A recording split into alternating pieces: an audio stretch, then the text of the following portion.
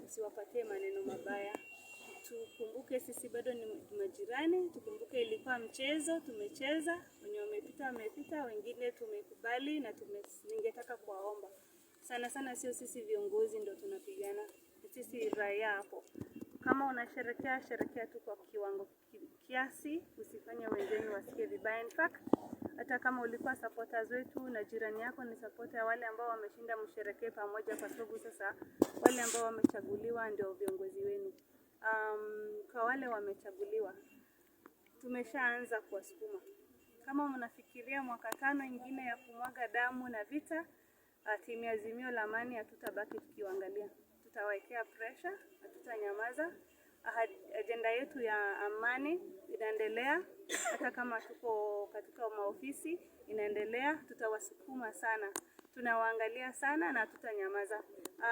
Kwa Madam Naomi sana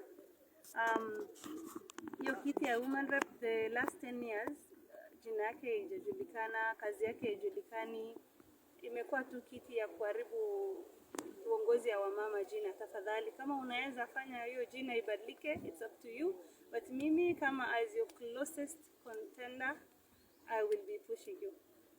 Na ninaomba ruhusa ya residents wa Marsabit, mtanikubali, msiseme ninamsumbua. Asipokuwa sauti yenu, asipowatetea, nitakuwa ninamsukuma kabisa popote mahali ambapo nitakuwa.